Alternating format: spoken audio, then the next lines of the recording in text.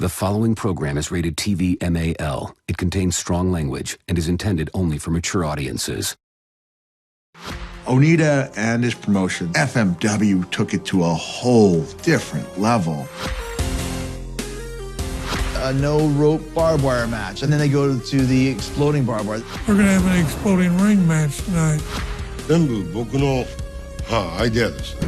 Every night he bleeds to death. It was like a buffet of brutality. Dark Side of the Ring.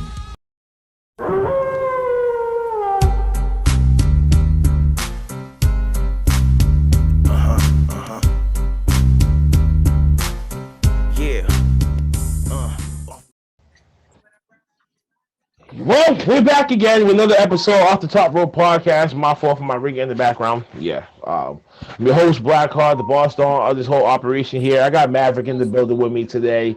If you don't know, you should know. He's traveling in the car, and I'm like really in a time crunch. But needless to say, okay, never mind. All right. Needs to say, thank you guys for tuning in. Thank you guys for just hitting that, for subscribing, bookmarking, liking our content. Please keep up. Please keep it up.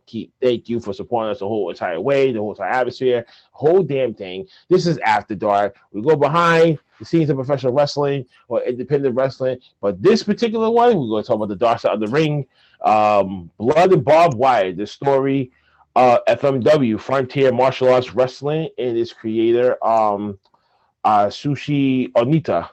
And before we get into that, hit that like, share, subscribe button here for YouTube. Go follow us on Anchor, Google, Breaker, Radio Public, Spotify, Podbean, Audio, whole 9 yards. And Maverick, what up? Yo, Maverick, what's going on? We chilling, man, chilling. Ready for another episode of fun. Another episode of fun. So, talk about the last Dark Side of the Ring, the FMW story, Frontier Martial Arts Wrestling. What you think about what you saw? Well, I mean, it was a good episode. Finally, it's actually gave us some good content. Nothing really negative too much, except that the guy who first created it was a money laundering punk. He never, shared money, but I mean, it was a really good episode. I like what he was doing with it. That's it. Well, there's a lot, man. I mean, we can discuss a lot, like the fact that a lot of wrestlers that I did not know were in the show, were in that like independent scene, were there, like Chris Jericho, Terry Funk, a lot of American wrestlers. The fact that Chris Jericho was as skinny as I am right now wrestling in FMW was crazy. I really liked how you made those matches up. It was really dope.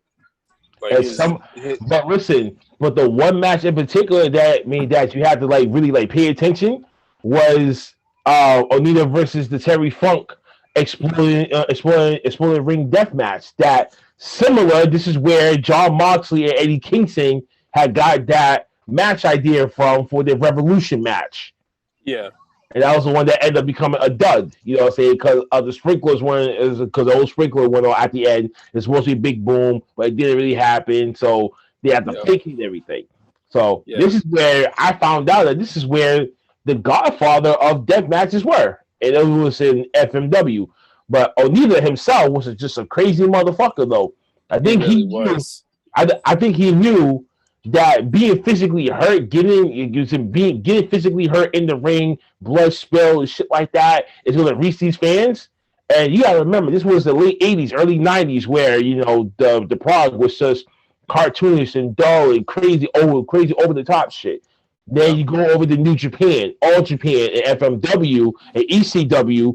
Then you see those type of promotions over there doing this crazy shit over there that the Western Hemisphere would have never even touched. Exactly. None of that stuff was happening in WWF at the time, or any of that. Like nobody was thinking of when was the hardcore match first created? Even a hardcore match wasn't as hardcore as this. So like the fact that this dude Onita was doing his thing, and he was making it so crazy, and he was making it so that the fans can enjoy it. And like he cried after every match, which was really like, it was like a force, but it wasn't, because it was like, I'm thanking the fans the best way I know how by putting my body on the line every time I wrestle. Mm-hmm. There's not a lot of people that do that. And it was sad because he used to be a high flyer, but then the freak injury that he did just by jumping off the apron onto the floor, his kneecap had like struck out of his skin, and that does a lot to the natural human body anatomy. That, you know, now like Stone Cold Steve Austin, when it came to the power driver, how he was more agile at first, but then after that power driver that he took, he became a stiff wrestler. So you have to change your game plan. You have to change your moveset when several injuries have really debunked you to only doing certain shit. Yep. Just like any wrestler that has any neck injury, like you have to wrestle differently. You have to do everything differently. Like I watch all these wrestlers that get injured, and there's some that will change their hold to where they play it safe. And then you go and you look at Onita, and he played it safe to a point, but he was still out there fucking barbed wires, exploding barbed wires, the water match, you know, every match that he put on, he was ready to put his body on the line for these people. And Japan was loving it. Mm-hmm. Definitely. They were definitely loving it. Some of those matches, though, one particular match that I got to discuss real quick was the Sheiks, which was the original Sheik and Sabu taking on Onita and one other person. I forgot his tag team partner, and that Flaming Rings match. Yep. And just the fact that it was just so dangerous, so graphic, but the ring was slowly melting and caving as the flames were getting a big bursting, and it started coming. They all try to have to make their own escape. And some of them got burnt, but the Sheik, he got burnt 60% of his body trying to make his escape, and then he barely didn't even make it. He could have died. He could have died in that ring. So certain matches like that, man, I totally disapprove of, because, like I said, wrestling needs unionization, but they need health insurance. So shit like that, they had to come out of their pocket, or they had to go and GoFundMe type shit.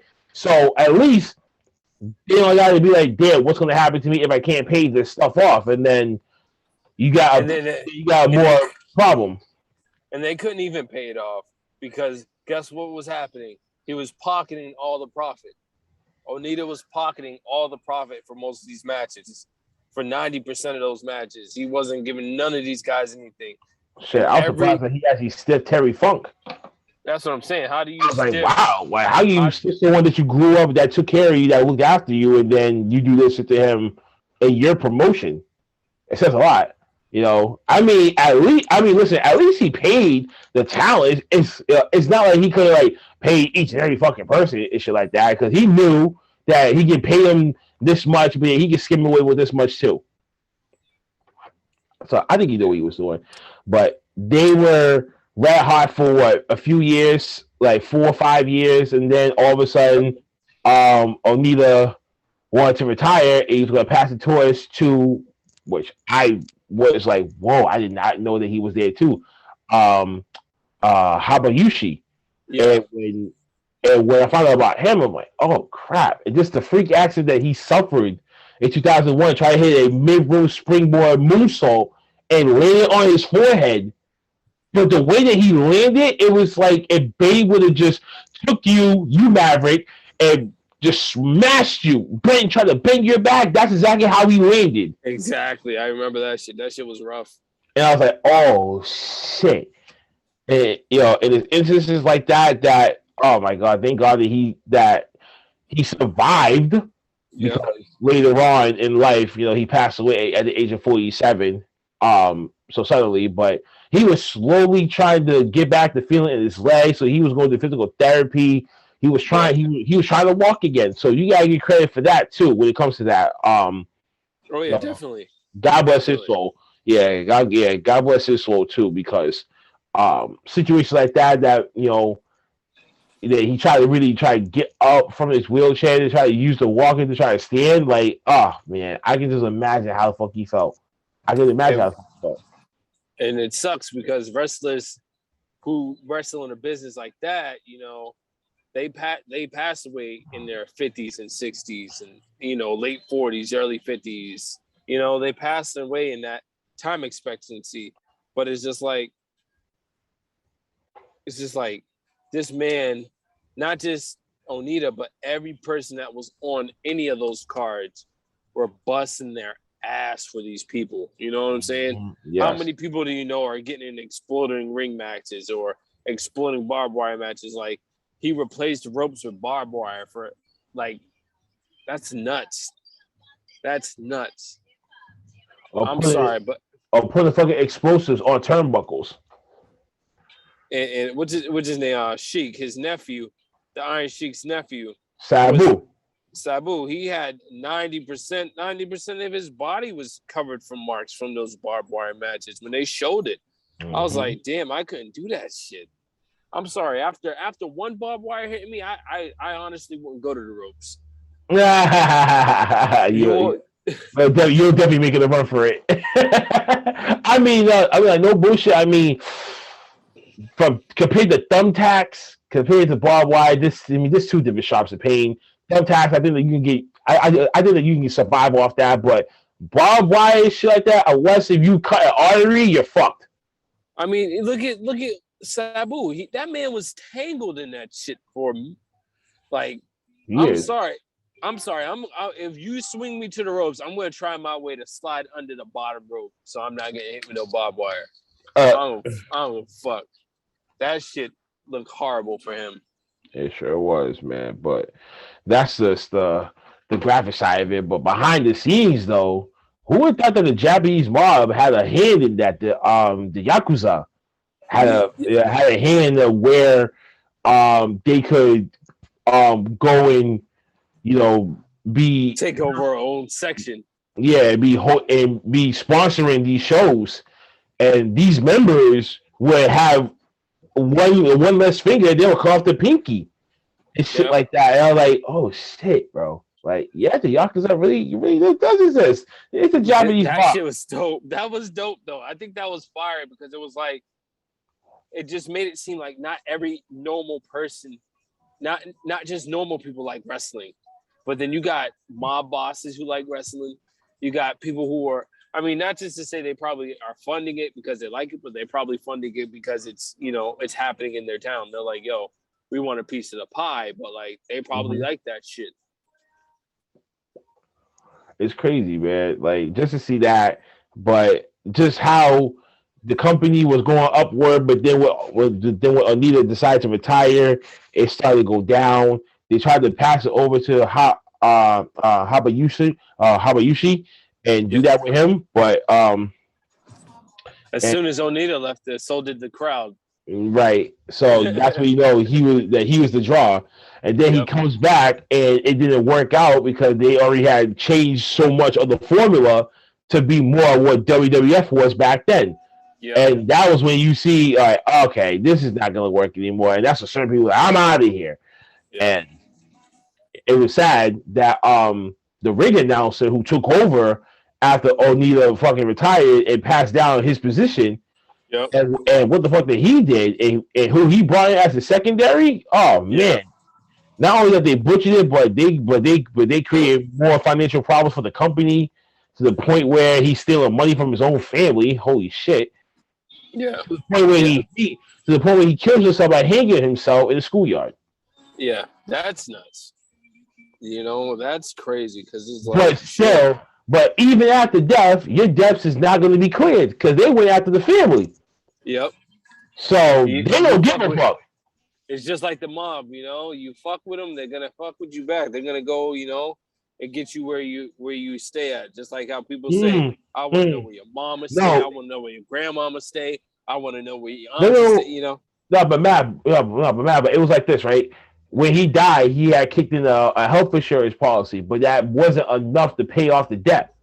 Yeah. So they took over the house. So they don't give a fuck. They want the equivalent of what the fuck that they put in and what the fuck that they owed, and they taking everything. So, and I'm actually surprised if FMW is still around to this day. Who's running it now? I have no idea about that one. I hope it's someone good or worth it. Like, you know. But the faces that was there, from Mick Foley to Terry Funk to Sabu to Chris Jericho, the Iron Sheik was wrestling with his nephew as a tag team. So no, you know that it was the original Sheik. Exact. Oh yeah, that's right. With his nephew. Mm-hmm. That's nuts. That's dope. Actually, it's like this had to be. Like I said, this had to honestly be the best Dark Side of the Ring. Only because it didn't shed a negative light on anyone too much. It really just told you about the wrestling scene in Japan. And that's what I look forward to mostly, is like to hear about certain things, not to see this negative stuff. Like, you know, there's been so many the past 2 episodes of Dark Side of the Ring, I was just like, this is horrible. You know, like, who wants to watch this shit? Man, that's about maybe 600,000 people that watch this shit every day. I mean, that watch it every week. Yeah, we're one of them. Mm-hmm. So I wouldn't be surprised. But needless to say, man, FMW, Frontier Martial Arts Wrestling, is, I would say, the godfather to what death matches are. That's where you see companies like, you know, Extreme Championship Wrestling, of course, that was at one point and once upon a time.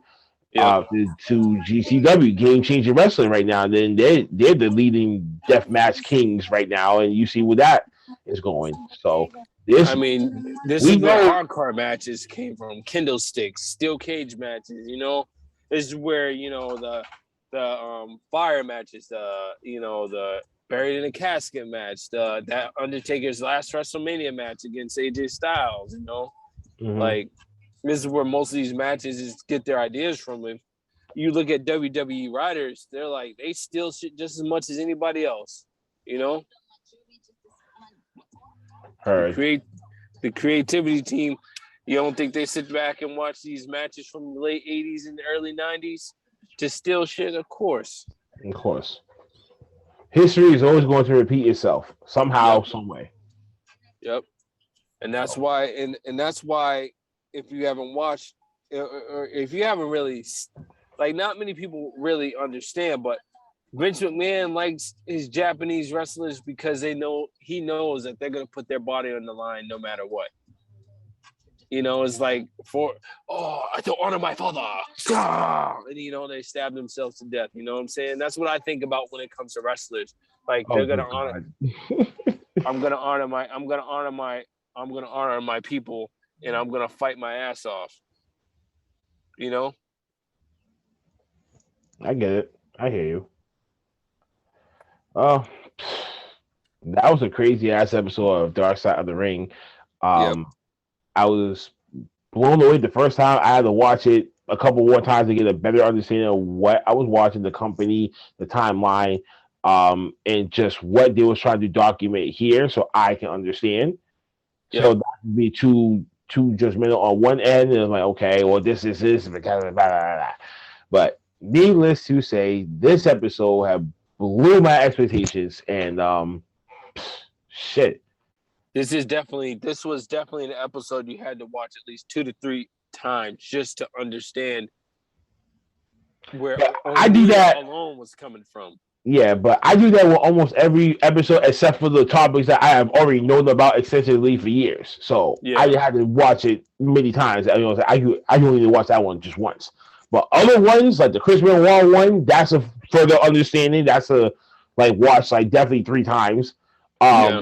Owen Hart was definitely 3 to 4 times, because the 4th time I think maybe you might have a little theory in your head about something. Like these Dark Side of the Ring documentaries have really been answering some of the conspiracy theories that we had as wrestling fans growing up, and now we get some of the answers as adults.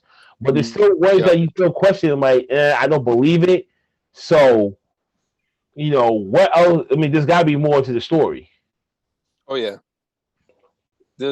Well, I mean, we're gonna end up finding out more and more as the time goes on. FMW was dope, and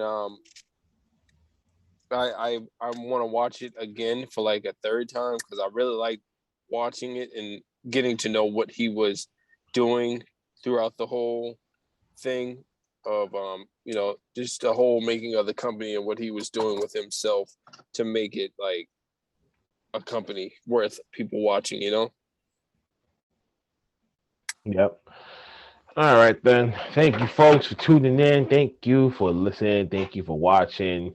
Y'all know the whole drill. Hit that like, share, subscribe button down below. Stay up to date with our most updated content and new stuff that we got coming out. Of course, we got El Solo, El Oso, Blanco Bruno. We got Layla Gray. We got Marsha Slamovich. We got Henry Wrestle. We got Henry Wrestling. We got the Rat King coming on, man. We got a bunch of shit going on, man. Also, we got the 11:30 podcast coming on. Top Row Squishy was in the building with me, man. You check out that episode coming out real soon. We just got too much shit on our plate, man. We got tons of stuff. We got tons of stuff coming, man. October's gonna be a real busy month for OTTR. Trying to end it out with a bang. So stay tuned. Keep watching. Blackguard here.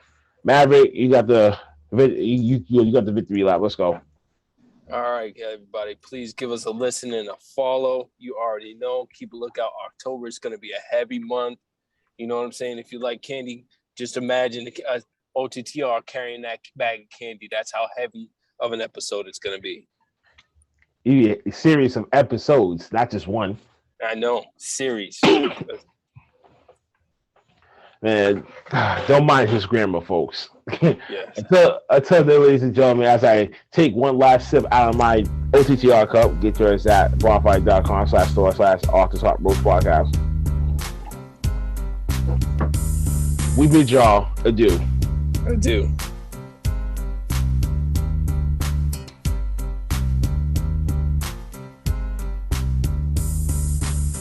Turn your